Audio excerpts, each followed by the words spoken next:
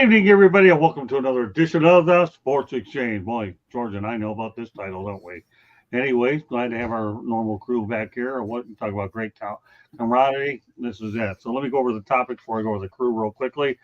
You guess it's going to be a lot. Most of this episode is going to be about the Florida Panthers. We'll throw a little bit of NBA in there, as well as we've got ESPN in there as well. So, with that said, Candy Eveling is to my right. Hi, Scott. Great to be here. And glad to have you, Candy. Glad you're a permanent part of the Sports Exchange. Anybody adds a great dimension to it, there's no question that you do.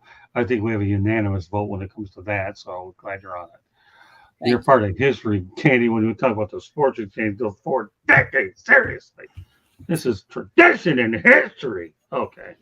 All right. And I ought to know with George Eichhorn. Yeah, the Sports Exchange goes way back. good to be on again. I actually like that. Way back. Yeah. And Joe Ellis is all part of the history at this time. Frank March and Mr. Ellis, I know how much I really like the show. Doing good. Glad to be here. Excited for another week. All right. Well, you know what? I'm excited to get this show going. Pretty much all hockey tonight, with the exception of a couple topics as well. And Joe's going to have a pretty interesting topic he's going to mention later on, but it'll all be by himself. Okay. And if you don't know what I mean, stick around for the whole show. We'll go from there. All right. Well, going into Monday night Game 7, Panthers coach Paul Maurice was 4-0 in Game 7. Okay. But with the Cats 2-1 win that captured the Stanley Cup, you can make it 5-0. Dallas Stars coach Peter DeBoer's record in Game 7s is 8-0. It's tied for the most Game 7s by a head coach in NHL history. So with that said, Maurice had to do it against some tough circumstances because Stuart Skinner, the goaltender for the Edmonton Oilers, was 9-0 in games from 4 to 7 during the 2024 playoffs. So, Candy, what are your thoughts about the Panthers' road and Paul Maurice finally getting into history and I'll get more into Paul Maurice's history, but what we saw Monday night was huge. The Florida Panthers did it their way, which is the hard way. It took them 30 years to win the Stanley Cup. This was the first time in their franchise that they did it. There's always storylines that you can make on when any team wins a Stanley Cup. The fact that they won the first 3 games, lost the next 3 games. There were so many Florida Panther fans down here nervous.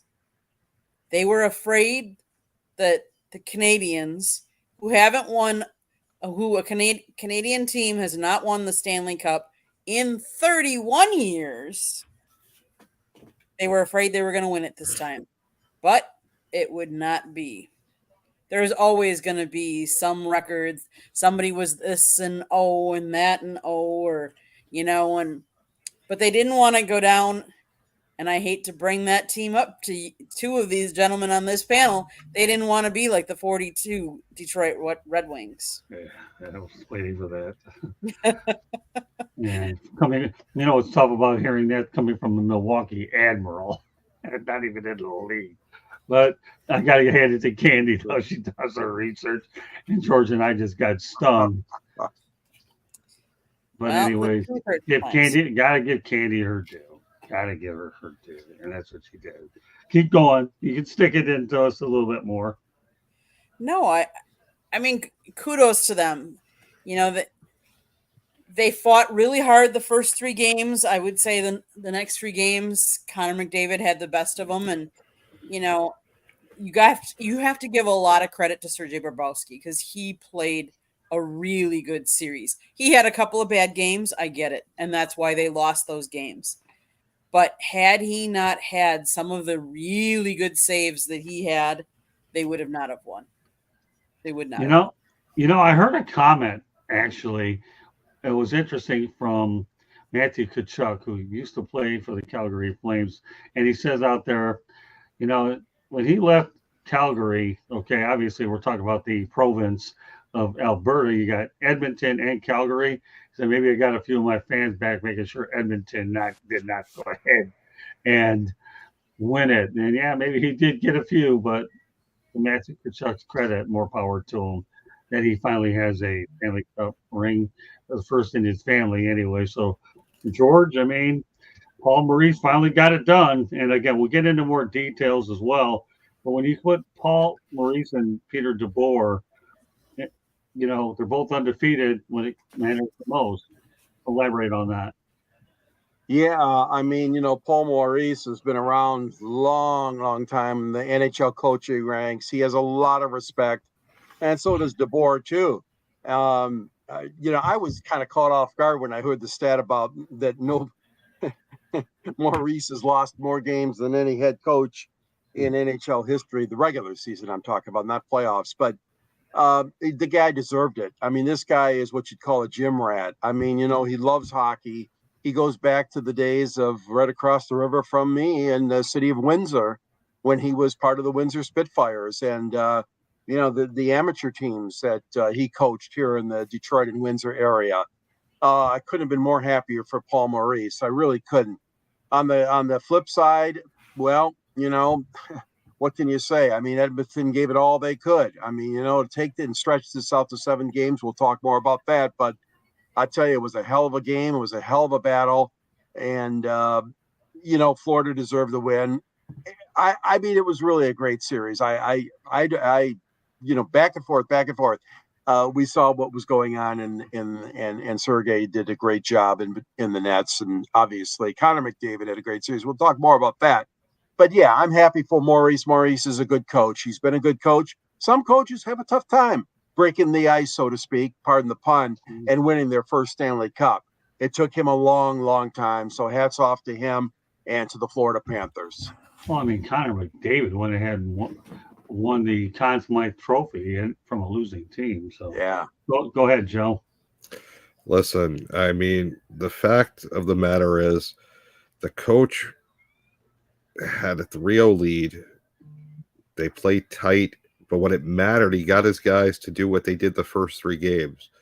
He kept them believing that they could win, and they came out and they played their game. If you watch Game 7, that was a Florida-type game. Edmonton was stifled except for one breakaway. It was all Florida style. It was a great thing to see if you were a Florida fan, and they took one of the best players in hockey out of the game. And that's all coaching.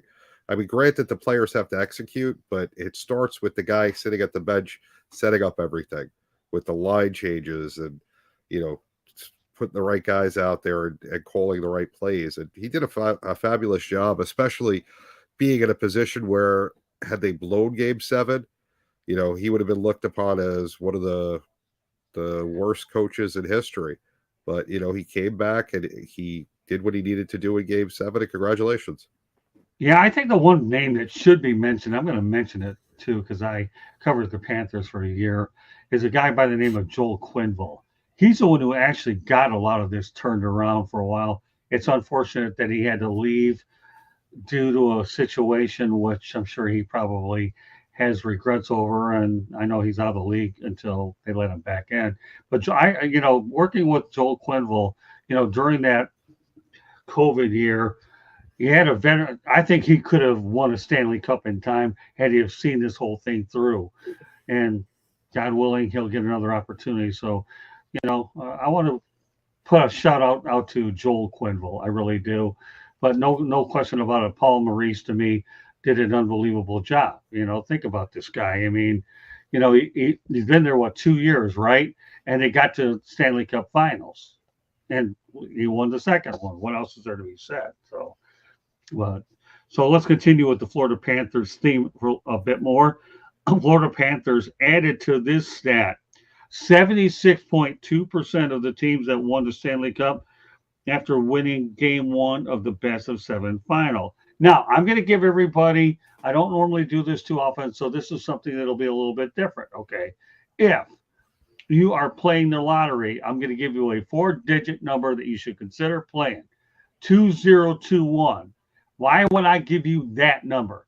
Well, the Panthers won game one, okay, 2-0, and then they ended up winning the final one 2-1.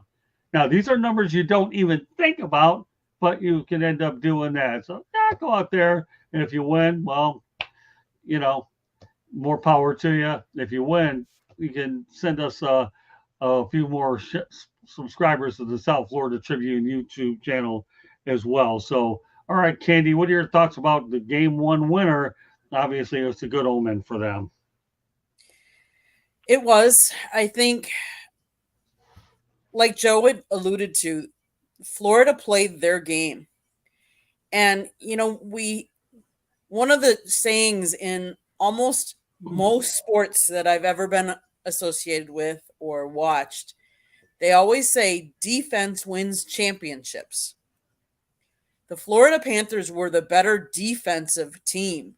And that's what they did to Conor McGregor. They played defense a lot of that game. If you watch, they didn't allow a lot of fast breaks. They had the one break where they actually scored. The Oilers scored. But other than that, they really shut down the defense, and they really kept them off their game. And so I would say defense really wins championships. I think the Panthers, that last game, they didn't want to be the team that never won, the team that never got there, the team that always loses, the laughing stock. Because let's face it, the Panthers have been pretty much a laughing stock for many years. I was reading a stat that back in 2006, the Panthers were averaging that they were giving away over 4,100 free tickets. They were handing out tickets. In 2008, the team introduced the first-timer program where anyone with a valid Florida driver's license could get 2 free tickets to any game because they weren't getting fans in the stands. People in Canada were wondering, why would you have hockey in Florida? Florida's a hot state. Why would you do it? Well, you know what? They did it, and they finally won. They played their game. They played their heart out. They played game 7 like they played game 1. And I think they realized that they needed to. And the coach coached them and told them, hey, look what you did in game 1. Don't forget what you did in games 4, 5, and 6. What did you do in game 1? You shut them up. You shut them out. Let's do that again. And that's what they did. Kudos. Sometimes these stats just don't lie. No matter how much we want to think that they may not matter at times. The ones I've already given you, unquestionably, between whether DePoe or Paul Maurice, and now this 76.2% after game 1. You have to use them at some point. I know we talk about analytics and numbers, but these numbers are exactly what they are. So, all right, George, go ahead. Yeah, and JB alluded to it earlier. I mean, the tight defense, the hallmark of the Florida Panthers, clearly illustrated in those stats, Scott, the 2-0 and then the 2-1. And to their credit, they really knew how to clamp down on most of the Edmonton threats. And we all know that Edmonton did get, obviously, 3 victories in the series, but there's no denying the Panthers this year. We all know they were on the cusp last year and had to watch Las Vegas hoist the Stanley Cup. And we've had many heartbreaks, other teams over the years. But like Candy says, I mean, they've been a laughing stock. Let's face it. I mean, anytime you're around that long, I mean, look at the laughing stock we see in Toronto, for crying out loud. What are they up to now? 58 years or something? Wasn't it 1966 or something? I forget the year. I mean, and even Canada, like you said earlier, Candy, I mean, Canada's been waiting and waiting and waiting and waiting. And boy, I'll tell you, that's got to be just nerve-wracking. But it wasn't the team that Edmonton wanted to face. Let's face it, because Florida, very hungry, very good defensive-minded team. Excellent, those 2 games, like you said, Scott, 1 and 7. Game 1 and game 7 were just epitome of that type of defense that they play and that we all knew and watched, like we're saying. So I'll tell you what, I mean, one drought ends and one drought continues as far as the 2 major stories go here. But Yeah, Florida clamped down when they had to. Well, amazingly enough, Alex, we talk about Sergei Bobrovsky. He played his two best games on the first and last game of the series. Obviously it's hard to go out there and stop a Connor McDavid and the rest of that scoring machine. But when you think about it, Edmonton dominated game one. And if they could have put the puck in the back of the net in game one with the way they dominated, we could be looking at a totally different scenario that Edmonton would be the Stanley Cup champ. But we don't play these games called ifs, is what we don't do. And as a result, Florida got their deserved championship, and you got to hand it to them. Go ahead, Joe. Listen, it was just a nice thing to see because, when you're up 3-0 and you go on a 3-game losing streak, you have no momentum. There's nothing there, and you have to totally regroup. You have to start over and clear everything out of your head. Now, we all know professional athletes all say they do that, but we're human. We all have feelings. I don't care what anyone says. You went to bed being up 3-0, thinking you're winning this thing no matter what. You wake up, losing a 3-game lead. And even though the team's in one game one and you're at home, you're still got to be worried. The other team's got the best player in hockey on their team. They have speed, and you haven't performed in 3 straight games. What a great job for them just to come out and play their game. I am so impressed with that. It was probably one of the best games of the year to watch. Better than any other sport. I'll add more stats over the next couple of weeks about hockey. Tonight's focus is on the Panthers, but I'm going to tell you right now, the Edmonton Oilers played this series on house money is what they did. I think everybody expected them to win anyways. The fact that they took the Panthers on the brink to Game 7 and had them on their heels, I think even the last couple of minutes of that game, what I noticed from the Oilers is they simply ran out of gas. They were tired. But it was a mentally exhausting series. But the one thing we can't forget is that you're talking about two teams that have a distance between 2,541 and 41 miles in travel. So you talk about the 2-2, 1-1-1. I don't care what anybody says. You sit there and tell me that travel didn't wear on them. The NHL did a good job, with the 2 days in between, but still. There are times when you should go to the 2-3-2 model and the 2-2-1-1-1. And I kind of question the NHL. They've been doing it for a while, but they've never gotten a matchup this far out. That's what they didn't do. All right, we'll stay on the Panthers thing one more time, and then we have a couple of other things too, and I'll go back to it to wrap up the show.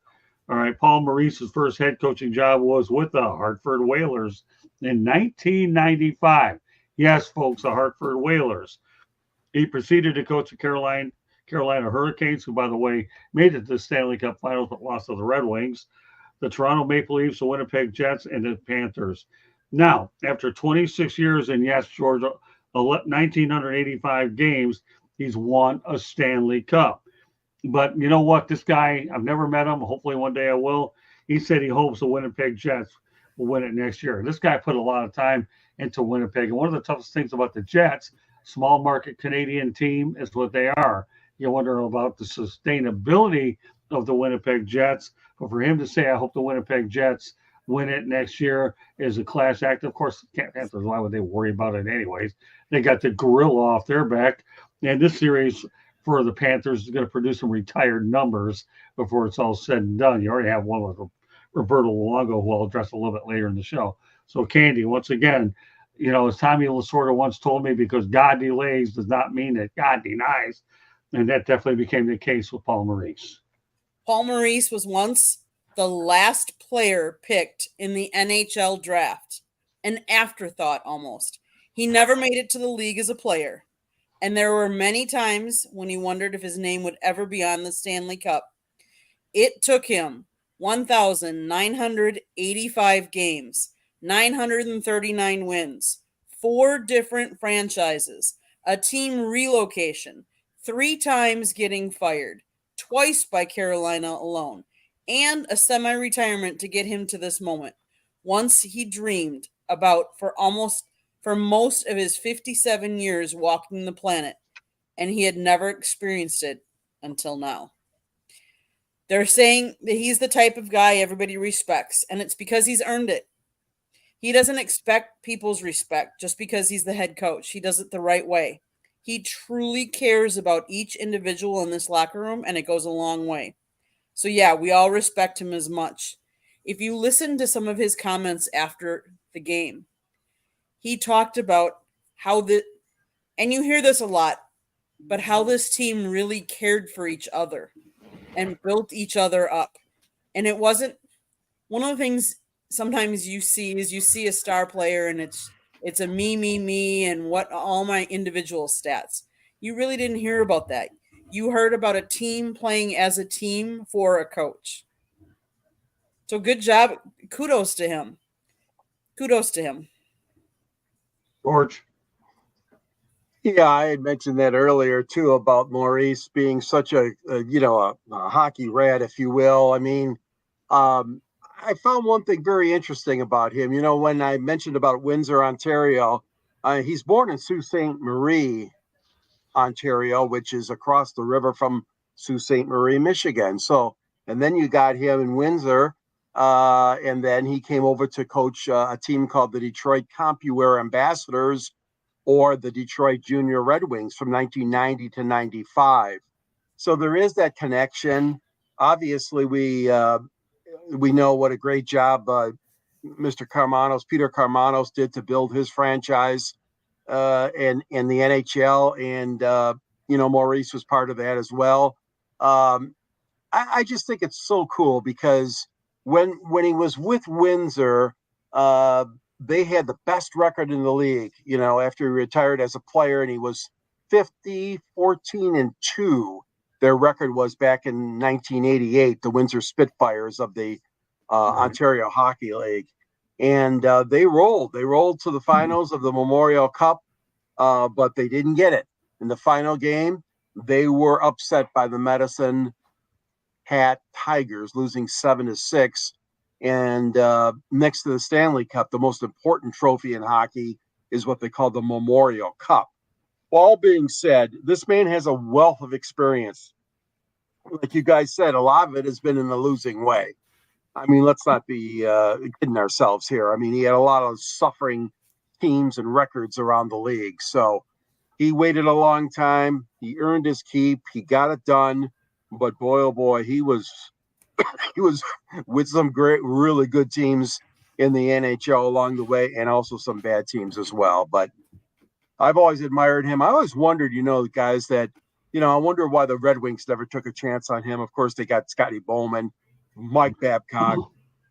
Hard to argue with those guys, but Maurice was a good man.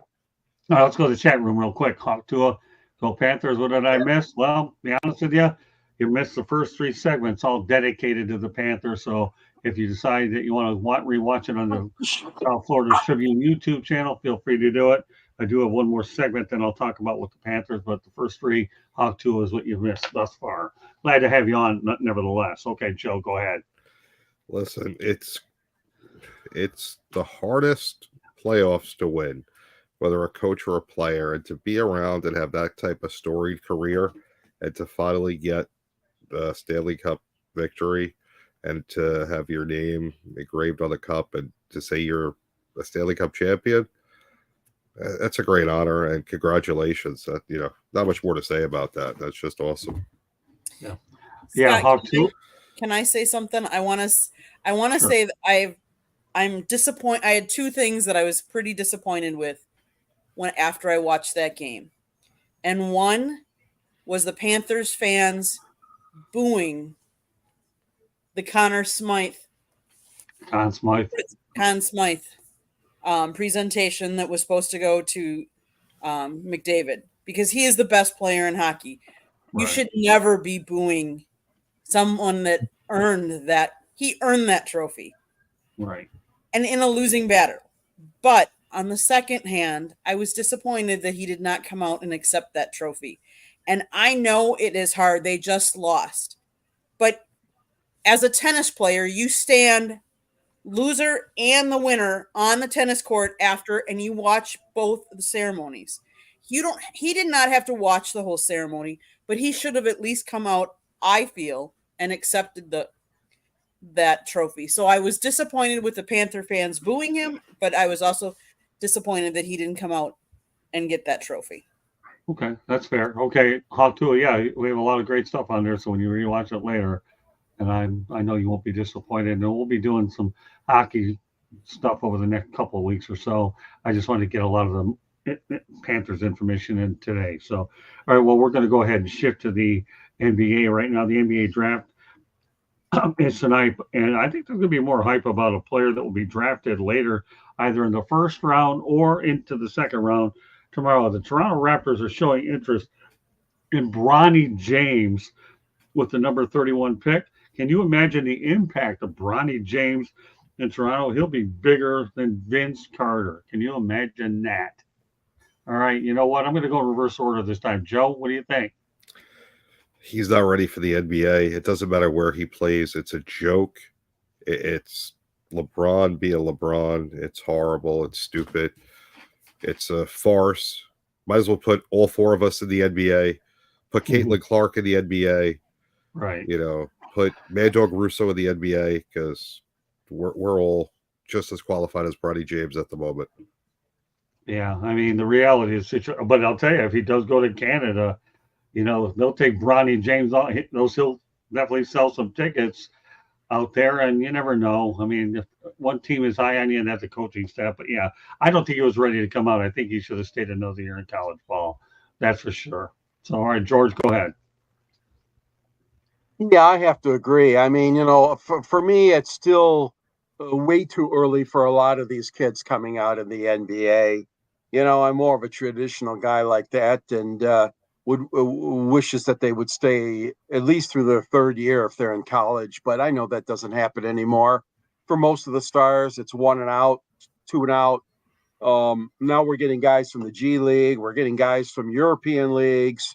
But no, I don't think Ronnie. I don't think he's ready either. I mean, I think that, you know, it's to a point now where you may say you're ready.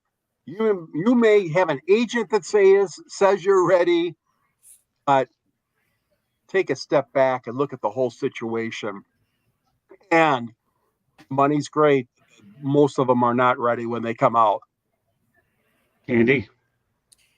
I think, honestly, the only reason why he really wants to come out is because he wants to play either with his dad or against his dad. And I think his dad is getting so close to retirement that is the reason why he's kind of being pushed, maybe even by LeBron, because everyone's known that LeBron wanted to play with his son. They wanted to be on the same team. And so how do you do that?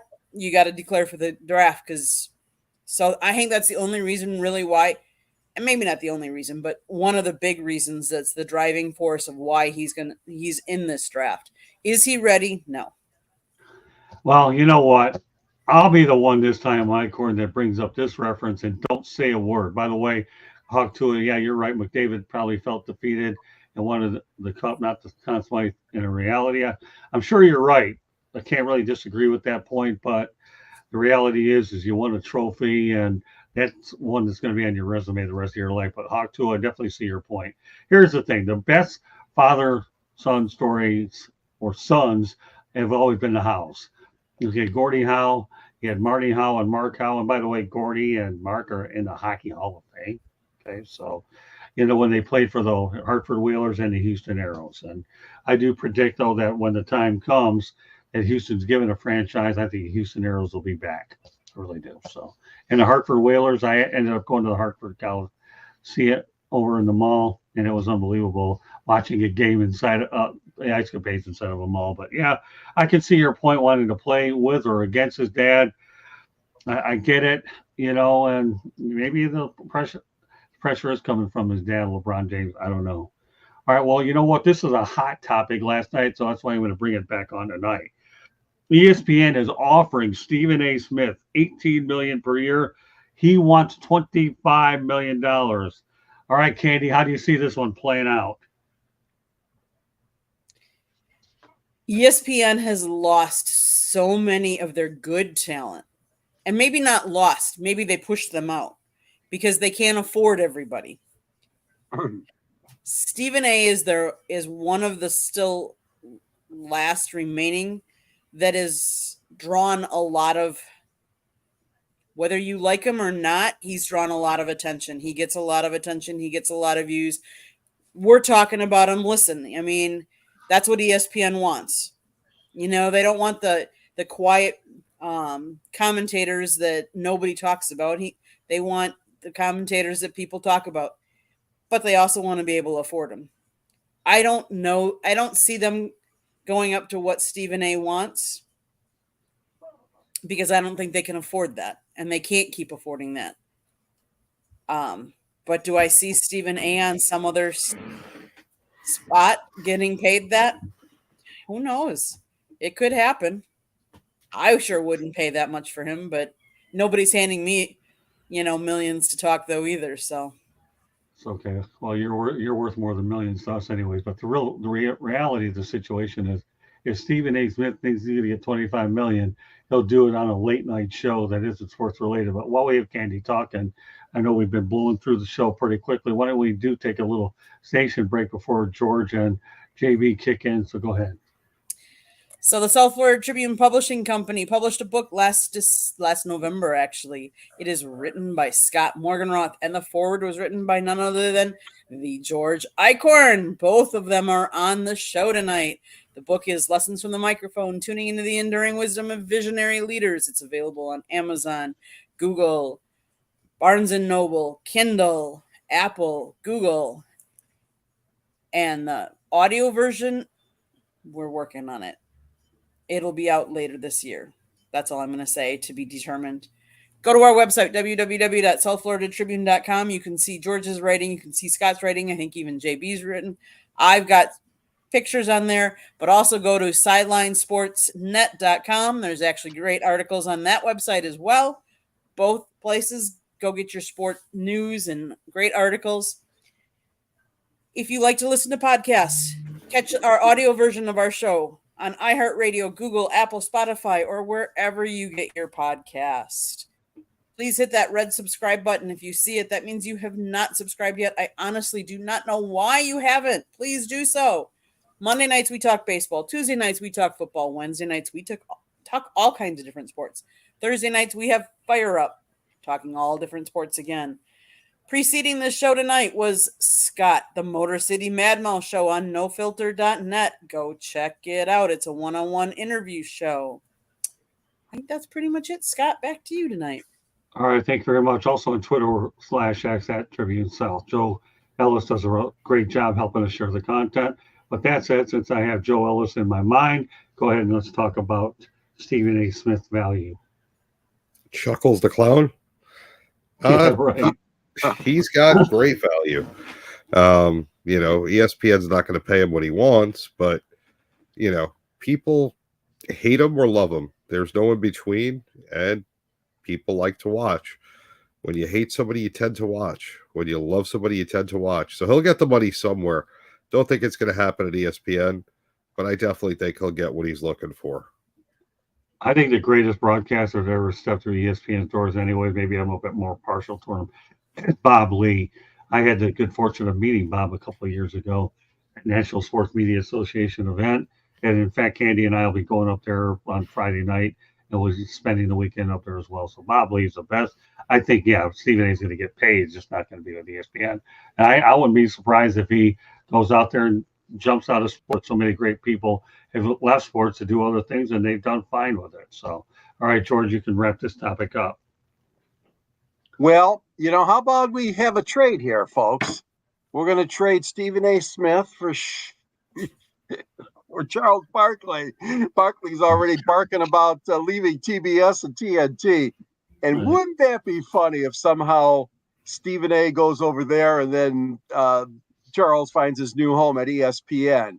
The money situation, that is something that I know Walt Disney and ABC and ESPN have a lot of money, but that is an awful huge demand for anyone in the broadcast business. So I don't see it happening either. But stranger things have happened. I mean, these guys move around sometimes. We never thought John Madden would move around as much as he did. Al Michaels moved around. I mean, we've seen it over the years. Some of the guys moving back. Musburger's another one from CBS to ABC, and the list goes on. It's possible he's going to get a new contract, but I'm not so sure, and I don't think it's going to be that much. And it's going to be with ESPN. That's too outrageous a demand, I feel. Okay, yeah, that's fair enough. And you know what? And one of the topics on next week's edition for the Sports Exchange will be Charles Barkley's retirement. That's for sure. I'd like to address that this week. I decided to spend the majority of the show talk about the Florida Panthers. So George Eichhorn was thinking the way I do. Then again, you have for 40 years, so what's the difference? So everybody's spoken on this one. So I'm only going to mention one more Panther theme here. But I think one of the best things about Florida's championship is that Panthers legend Roberto Luongo's name will go on the cup to an already attractive resume. You're talking about a guy that had a great career altogether, and all of a sudden Luongo's name is going on it. I had an opportunity one time to talk to Roberto Luongo, and you know what? The Panthers PR people, even back then, they were pretty good. They're not bad now, but the main thing is, I asked Roberto Luongo, I think I went 5 to 7 minutes, and the PR guy said after I was done, you really need features really on other times. I said, I'm sorry, but he was nice about it. I didn't know. I was an out-of-town guest media guy anyhow, but I respected the fact that Luongo went out there and got hammered, I think, by the Red Wings to the tune of 45 shots. This guy could have sued for lack of protection, but I'm glad that Roberto Luongo's name is going to go on. Plus, his number's already retired over at the Amerant Bank Arena. That's what they call it. So, Candy, some thoughts about Roberto? Kudos to him. Kudos to all the guys that have been there for a long time through the bad times to stay there and to win the cup. But, we talk about the team, but you also have to talk about the economic impact that it's going to have on the Florida Panthers and Florida around here. One of the things that I thought was really cool is they showed a picture of Florida Panthers forward Johanna Gladovich and his wife Allison. They had twins during the New York Rangers series. They put those twins in the Stanley Cup and took a picture. How cool is that? They took the Stanley Cup to the beach. They had it out. They were swimming with it in the Atlantic Ocean. The Hard Rock Hotel, which is the guitar that has the nightly show. If you go onto Facebook, you can go on to the Facebook page, and the light show shows the guitar. It shows a Stanley Cup going up. It talks about congratulations, Florida Panthers. There's going to be a parade on Sunday. It's just cool to see because I have not witnessed Florida winning much of anything down here. The Dolphins have won. The Heat have won. The Marlins, they've all won. So now, finally, the Panthers have won. And I think it's kind of cool because I always have said that South Florida, the fans were fair weather fans. And that's the truth. If the team is winning, they're going to support them. But if the team isn't, they're not. So I think it's kind of cool to finally see some support around a team that they won. But just the economic impact that this is going to have is pretty cool. But I'm happy for Luongo, yes. Hey, course. Candy, let me tell you something. You're the oldest of 4, right? I am. Okay, so what I'm saying to you is this. The other 3 weren't even born when the Miami Dolphins won their 2 championships back in the 70s. So, no, they weren't even alive. You're the only one of the Ebeling family, okay, that was alive when the Dolphins had an undefeated season, then they backed it up. So interesting. Also, I want to point out, too, that tonight's Sports Exchange is being dedicated to my colleague, Peter Ween. He passed earlier in the year in February. But, since we're on the Sports Exchange, this is a big moment in South Florida sports history. Peter, I'm always thinking about you. There's never a day that doesn't go by. So, Peter, I hope you're looking down and enjoying what we're talking about. This show is dedicated to Peter Ween. All right, with that said, JBL, let's go ahead. Listen, it's great for Roberto Luongo. It's great for the state of Florida. He's a long-time good player. I don't think he's a Hall of Famer, but he's just a really good player and a good guy. Congratulations to him to finally, get the to say he's a Stanley Cup champion. I mean, these guys, it's the hardest championship to win out of all the sports, the hardest playoffs to get through. You know, got to give them a lot of credit. I agree. All right, George. Well, it's his first Stanley Cup, but it's not his first outstanding achievement. Looking back on Luongo's career, Winter Olympic gold medalist 2010 and 2014, a World Cup champion in 2004, the IIHF World Championship gold medalist in 2003 and 2004. He's won the William Jennings Trophy in the NHL. He's been an NHL All-Star Game participant for 6 years. He won the Marc Messier Leadership Award back in 2007. And now 2024, he's gotten it as an executive in the Panthers front office, his first Stanley Cup. So hats off to him. You know, I've seen him many times before, and he gave the Red Wings a lot of tough battles on the ice. I've always admired Roberto Luongo. He's been a good goalie and a good man in the NHL too. So to me, I think this is just a nice fitting cap to his outstanding career. And I know he's not done yet as far as being a front office executive or coaching or whatever the future might hold. But yeah, I'm happy for him. He's a good guy. And like I said, even though he's had these other achievements, this is the proudest and the best one you could get. And that's winning the Stanley Cup. Yeah, I think the biggest challenge the Florida Panthers are going to have going forward, and I did predict that they would win it in 7 games, where there might have been other individuals that I know that are avid Panthers fans. I said, they're going to win it in 7, and they did win it in 7. I stayed by the prediction the whole time. And I'm not because I'm a big-time prognosticator, nothing to do with it.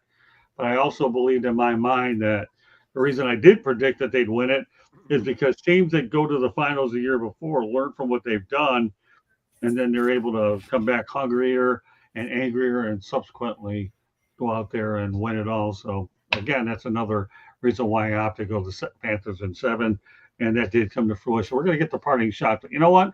I'm going to lead off this time, okay? I didn't have an opportunity to do it last night because we were so deep into football. It was ridiculous. But, okay, I'm going to get around to doing it now. And that's this, okay? On June 25th, 2009, Michael Jackson and Farrah Fawcett died. Why am I bringing this up? Okay. I had major back surgery on my L4 and L5, and at Holy Cross Hospital in Fort Lauderdale. They took care of me really well.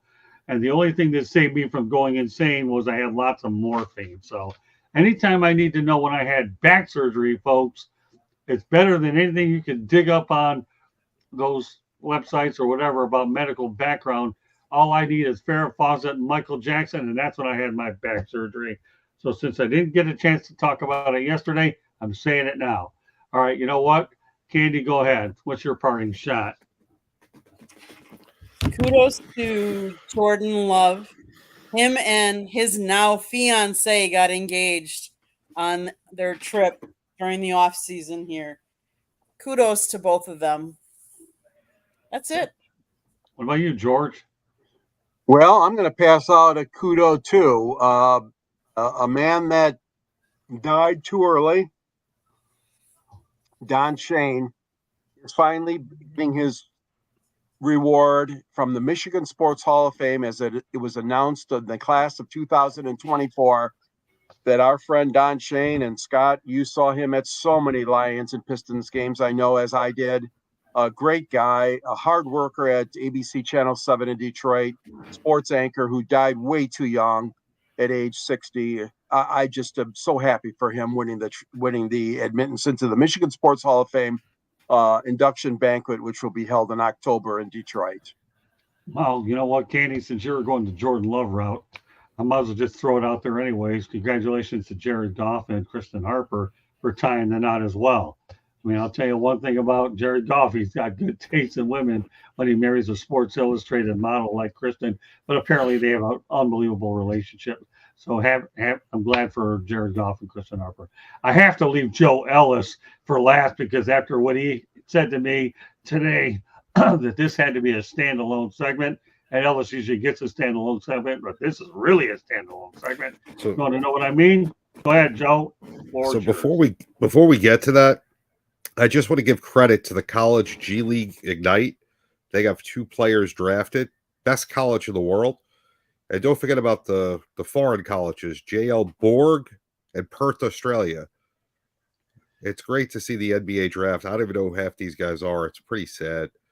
I mean, hopefully they're good because, I mean, you know, I didn't know too much about Luka before he got here. It's pretty wild. But, you know, since we're talking about foreign stuff and, you know, let's talk about some policies. So if you're not happy, because we talked about the presidential debate tomorrow and the prop bets for it. So I've decided, and I announced it live on the air last night, if you're not happy with either of the choices, that's perfectly fine. When you go to the voting booth November 5th, write JB Ellis. Let's see how many votes we can get. I'll be announcing my vice presidential pick and my cabinet as we go through and get closer to the election. But, you know, if you're not happy, go ahead, write down JB Ellis. Do the right thing. Don't waste your vote. A write-in vote counts. Let's see what we can do. Let's show the world that, you know, JB Ellis should be your president, and we're not happy with what's out there. Well, you know, it's funny how you say that. I told you should run for president a few weeks ago. I can't believe that message got through, and then you began to think about it, man. Right? Good I for mean, you. you never know. Hey, We just need millions of votes. That's all. Yeah, what's your campaign strategy? Just keep announcing I'm running for president, see how many votes we get. Well, the one thing you got going for you that most people don't have going for is at least you have the ability to get your word out via new media. So, and you have whatever shows you want to go ahead and appear in and set your agenda. So, hey, I'm pulling for you, Ellis, all day long. And it'll certainly be an eye opener in November 5th.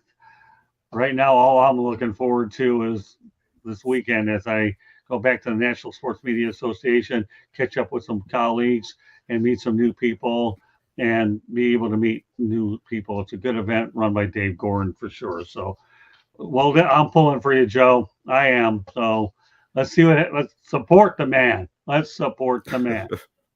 All right, Candy, why don't you take us home one more time? So the South Florida Tribune Publishing Company is sponsored tonight's show. We actually published a book. Scott wrote it.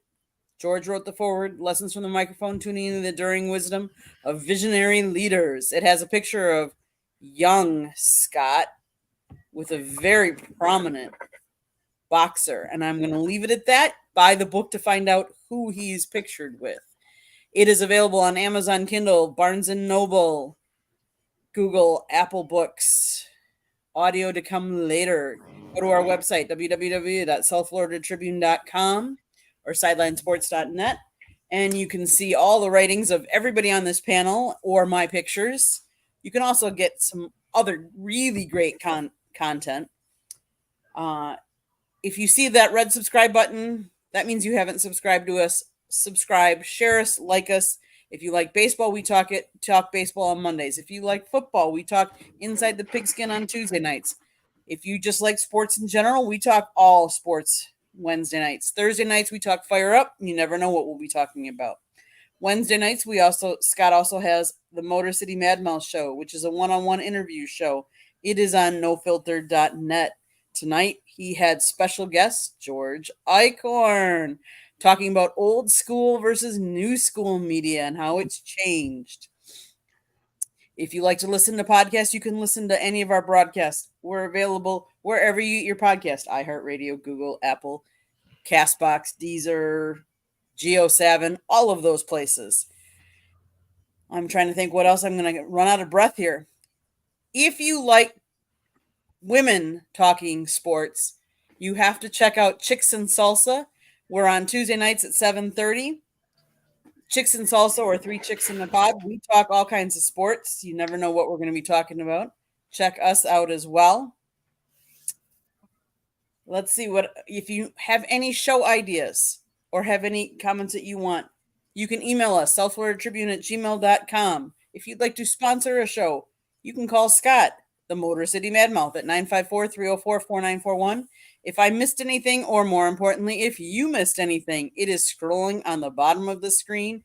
Go back, rewind, watch it again, get all the information you need to. Thanks, Scott. Okay, we're going to turn it over to Joe Ellis. Well, don't forget to go to sidelinesportsnet.com. Candy was gracious enough to design that for us. It's a fabulous website, has all the information, articles by Scott, George, pictures by Candy, articles from myself and all of our shows. Sideline Sports every Tuesday, 8:30 p.m. Confidential Wednesdays. And, you never know what other shows I may appear on, but we'll see you next week. Yeah, and next week we're going to be doing it at 8 o'clock p.m. Eastern time as well. We wanted to go in before July 4th, so we figure we'll do it a little bit earlier. And Andy and I might be covering baseball. A lot of it will depend on how we feel over the weekend, with a very busy trip headed to Greensboro, North Carolina. But right now, Sports Exchange is scheduled 8 o'clock p.m. Eastern time next Wednesday night, July 3rd. All right, go ahead, Joe. George. Well, you can reach me at gicorn@yahoo.com or on LinkedIn under my name. You can also reach me on X, Twitter at SandGSports99. And I'm part of the South Florida Tribune and the Sideline Sports. You guys have mentioned all these great networks. Happy to be part of them. The baseball show Monday night, the Sports Exchange, and awesome to be on with Scott earlier this evening too, NoFilter.net. So it's been a fun time being with you guys tonight. Some great topics, and obviously looking forward to more. I do have a book that I published, which is Detroit Sports Broadcasters on the Air. And at the end of my column in the Motor City Tribune, oh yeah, Candy's got a picture of it over there. Forward by the late Ernie Harwell, Uncle Ernie to Scott and to me, and a great man. And also, there's all kinds of great pictures in there. Scott's in a couple pictures too, but we won't say who they are. Well, you have to buy the book to find out. I like that line, Candy. I'm going to use it on mine too. And even this guy Acorn is with a couple of famous people, but I'm not going to tell you who. No. Buy the book to find out. Anyways, it's been a lot of fun. Thanks, guys. Had a great show tonight. And mind you, George Eichhorn wrote the forward on mine as well, so he did a good job. So thank you. So with that, go ahead, Candy. Oh, it's up in the right-hand corner. All these hand signals, man. I'm still trying to get used to my new glasses. I'll seriously. All right, but so I won't go on public radio or podcasting that I'm still not sure what a meme is, and I don't even worry about it. I got the smart people that can figure out meme and artificial intelligence and all that business. But anyways, I want to thank everybody for joining us here on the Sports Exchange, and on behalf of Candy Ebling, JB Ellis, George Eichhorn, and myself, we hope you have a great weekend, and we will see you next week here on the Sports Exchange. Good night, everybody. Good night, and congratulations, Panthers. Yep.